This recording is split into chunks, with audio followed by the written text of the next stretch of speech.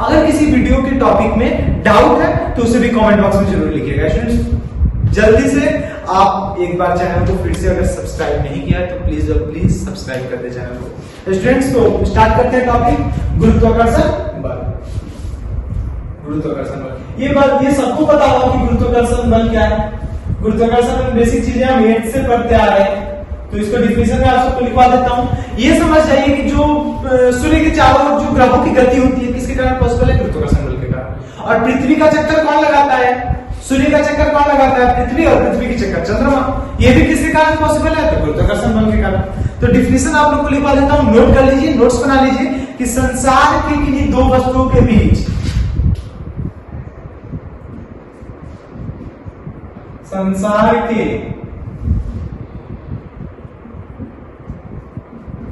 किन्हीं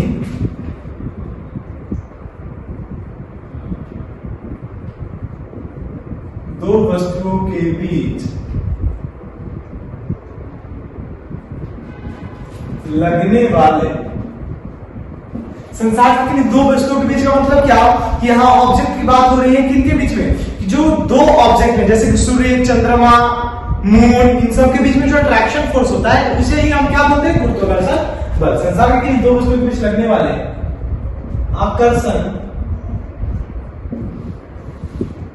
बल को क्या बोलते हैं स्टूडेंट्स, गुरुत्वाकर्षण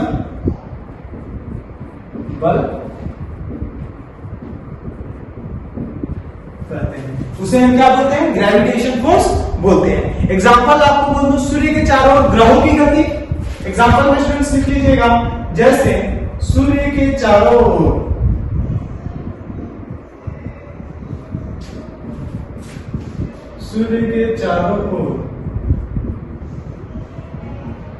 ग्रहों की गति किसके कारण पॉसिबल है स्टूडेंट्स, तो गुरुत्वाकर्षण बल के कारण।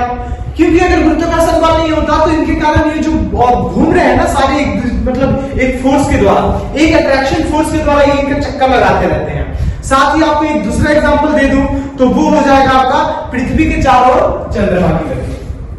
बात वही हुआ स्टूडेंट, पृथ्वी भी के चारों ओर कौन चक्कर लगाता है, चंद्रमा,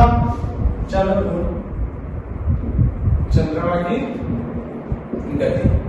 तो बेसिक चीजें हैं, इससे क्वेश्चंस जो होते हैं कम पूछे जाते हैं, लेकिन क्या है इंपॉर्टेंट है, पॉइंट में कभी आ गया कि पृथ्वी के चारों ओर चंद्रमा की गति किस बल का उदाहरण है। मुझे उम्मीद है सबको पता होगा गुरुत्वाकर्षण बल, लेकिन अगर नहीं पता तो नोट्स में लिख लीजिएगा ताकि पेपर में आपको ये क्वेश्चन छूट ना जाए। स्टूडेंट्स अगला हमारा टॉपिक बन रहा है गुरुत्वीय क्षेत्र।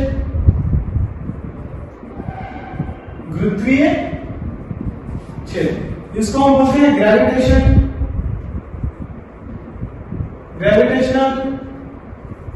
फील्ड। स्टूडेंट्स क्या होता है ग्रेविटेशनल फील्ड, तो वो एक एरिया होता है जहां तक जो पृथ्वी है आकर्षण बल का प्रभाव रहता है। ये स्टूडेंट्स इसको लिखोगे, यह वह क्षेत्र होता है, यह वह क्षेत्र होता है जहां तक पृथ्वी और अपने आकर्षण बल को अनुभव करता है, यानी पृथ्वी का आकर्षण बल का प्रभाव होता है। यह वह क्षेत्र होता है जहां तक पृथ्वी के आकर्षण बल का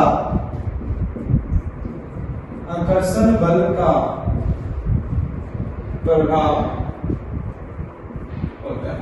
स्टूडेंट्स क्या कहेंगे उसे, गुरुत्वीय क्षेत्र कहेंगे। तो क्लियर हो गया स्टूडेंट्स, स्मॉल जी और कैपिटल जी को एक बार फिर से मैं बता दूं, small G and capital G, यानी कैपिटल जी स्मॉल जी आगे पीछे लिखना शुरू कर दिया। इसको डिफरेंशिएट करते हैं स्टूडेंट्स, तो पहला भाग बनता है कि कैपिटल जी जो है स्केलर है, जबकि स्मॉल जी कौन सी क्वांटिटी है, वेक्टर। वैल्यू चेंज नहीं होता है, वैल्यू चेंज नहीं होता है, ये क्या होता है, वैल्यू चेंज होता है। 9.8 कहीं प्लस पे कहीं माइनस पे, तो चीजों को ध्यान रखिएगा स्टूडेंट्स। तो ये फाइनली जो है, फाइनली इसको हमने कंप्लीट कर लिया है, लेकिन एक कॉन्सेप्ट आपको और बताऊंगा जो कि लिफ्ट से रिलेटेड है कि लिफ्ट ऊपर की ओर जा रहा होता है तो क्या होता है, नीचे की तरफ जा रहा होता है क्या होता है।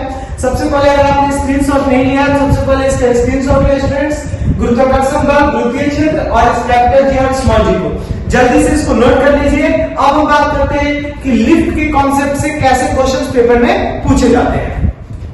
तो ओके स्टूडेंट्स, तो अब हम बात कर लें कि क्या लिफ्ट से कैसे क्वेश्चंस आते हैं, क्योंकि कई स्टूडेंट्स का था सर लिफ्ट वाले में कई क्वेश्चंस पूछे जाते हैं, हमें कंफ्यूजन रहता है, लेकिन आज से आपका कंफ्यूजन जो है वो गया आपके घर, मतलब आपके घर नहीं, आपके मतलब मामा के घर गया, समझ जाइए, क्योंकि ये कंफ्यूजन इसमें नहीं रहेगा। लिफ्ट में कैसे क्वेश्चन पूछे जाते हैं मैं आपको बताता हूं। इसमें सबसे पहले पॉइंट आता है क्वेश्चन, सबसे पहला पॉइंट आता है स्टूडेंट्स, इसे लिफ्ट की नोट कीजिएगा।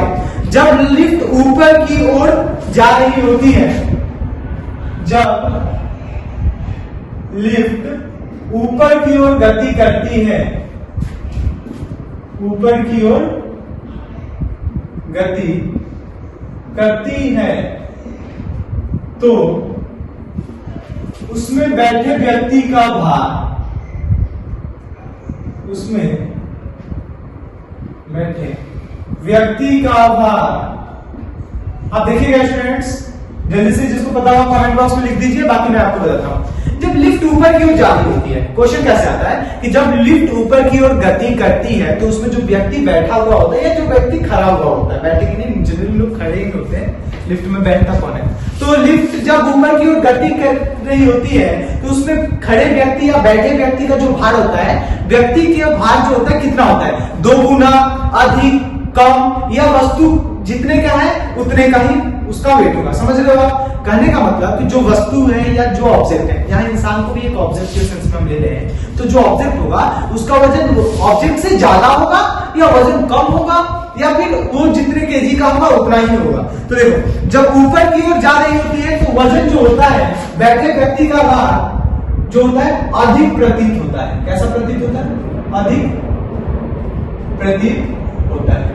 जैसे कि अगर कोई ऑब्जेक्ट 50 केजी का है तो लगेगा कि वो 50 केजी से क्या है, ज्यादा है। क्वेश्चन को समझने की कोशिश कीजिएगा और पॉइंट लिख लीजिएगा कि जब लिफ्ट में बैठा हुआ व्यक्ति ऊपर की ओर जा रहा होता है तो व्यक्ति का वजन व्यक्ति से अधिक प्रतीत होता है। ऐसा नहीं कि जो व्यक्ति 50 केजी का है लिफ्ट में जाएगा 70 केजी का हो जाएगा। तो जितने भी लोग पतले लोग हैं वो लिफ्ट में जाएंगे 20-30 केजी के और बाहर निकल जाएंगे 50 केजी के। ओके, ये जितने लोग खोल के बैठे हुए हैं मोटापा वगैरह वाला जो दुकान, वो सब बंद हो जाएगा, लिफ्ट ही खोल के बैठ जाएंगे। लिफ्ट में आओ, 50 केजी के व्यक्ति को ऊपर सेकंड फ्लोर पे 70 केजी का करके छोड़ेंगे। ऐसा नहीं होता। फील होता है कि हाँ भाई 50 केजी का व्यक्ति है और ऊपर की ओर जा रहा है तो उसका वजन ज्यादा है। ठीक है, ऐसा नहीं कि रियल में वजन ज्यादा हो जाता है। ठीक है, क्लियर? अब देखो दूसरा क्वेश्चन क्या बनता है सर, जब लिफ्ट नीचे की ओर आ रहा होता है और 4th फ्लोर से सेकंड फ्लोर पे कर दो, देखो कैसे समझना, नीचे की ओर गति करती है तो बैठे व्यक्ति का भार कैसा प्रतीत होता है? हल्का प्रतीत होता है। प्रतीत होता है का मतलब क्या कि जो ऑब्जेक्ट अंदर है, जो इंसान अंदर है, वो नीचे की तरफ आ रहा होता है तो वो अपने आप को फील करता है कि थोड़ा सा हल्का, जितने की है वेट उससे हल्का प्रतीत होता है। अब ऐसा नहीं है कि किसी 70 केजी के व्यक्ति को 4th फ्लोर पे लाएंगे और उसे 4th फ्लोर से 1st फ्लोर पे भेज देंगे लिफ्ट के द्वारा, अब वो 70 केजी का इंसान 20 केजी का हो गया। लोग अगर और ज्यादा काम करना है या 50 केजी का करना है तो 4th से सेकंड फ्लोर पे भेज दो। ऐसा कुछ नहीं, क्लियर हो रहा है? लेकिन इसमें एक क्वेश्चन और घुमाता है आपको, क्योंकि आपको पता है एग्जामिनर को कि आप लोग कितने मतलब दिमाग लगा सकते हो, तो उसको भी पता है जहां क्वेश्चन देखकर कैसे रहता है। पहली बात कि हमने बोला जब लिफ्ट ऊपर की ओर गति कर रही होती है तो व्यक्ति का वेट व्यक्ति से ज्यादा प्रतीत होता है। अगर नीचे की तरफ आ रही होती है तो व्यक्ति का वेट व्यक्ति से कम लगता है। लेकिन इसमें पता है एक क्वेश्चन और आता है कि जब लिफ्ट एक समान वेग से, एक समान मतलब यूनिफॉर्म स्पीड से, यूनिफॉर्म वेलोसिटी का एक समान वेग से गति करे तो व्यक्ति का भार उसके बराबर प्रतीत होता है, बराबर प्रतीत होता है। यानी 50 केजी का है तो 50 का ही फील करेगा। 3 पॉइंट क्लियर हो गया? यानी क्वेश्चन देखो कैसे पूछेगा, जब लिफ्ट एक समान वेग से गति करती है तो उसमें बैठे व्यक्ति का भार होता है बस व्यक्ति से अधिक, व्यक्ति से कम, कोई परिवर्तन नहीं होता या इनमें से कोई। ये क्वेश्चन एग्जाम में पूछ चुका है, साइड में आपको एक बार दिखा देता हूँ, इसे भी स्टार लगाकर आप लिख लीजिए, क्योंकि ये जो थर्ड पॉइंट है मोस्ट इंपॉर्टेंट क्वेश्चन है, क्योंकि आप लोग ये करके जाते हो, टीचर्स भी आपको यही ज्यादा फोकस करते हैं, बता देते हैं कि जब ऊपर की तरफ जाओगे तो वेट ज्यादा होगा, नीचे की तरफ आओगे वेट कम होगा, रस्सी टूट जाएगी तो क्या होगा वो भी बताओ, कि रस्सी टूट गई तो क्या होगा, सब टूट जाएगा। ठीक है, जब लिफ्ट एक समान वेग से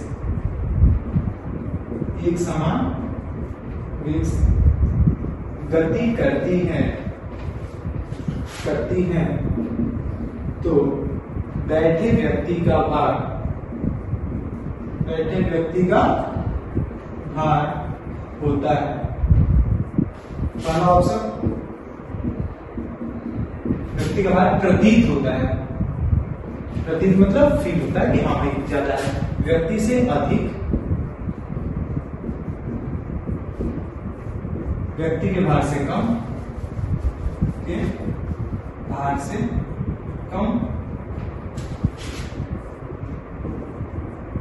कोई परिवर्तन नहीं होता,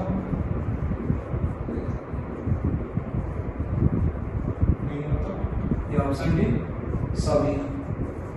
अब देखो क्वेश्चन, इसको पॉइंट में नोट कर लेना कि जब लिफ्ट एक समान वेग से ऊपर या नीचे गति करता है तो व्यक्ति को अपने भार में कोई परिवर्तन प्रतीत नहीं होता, कोई परिवर्तन, उसे कोई परिवर्तन नहीं लगता कि हाँ भाई मेरा वजन ज्यादा है, मेरा वजन कम है, कोई परिवर्तन नहीं।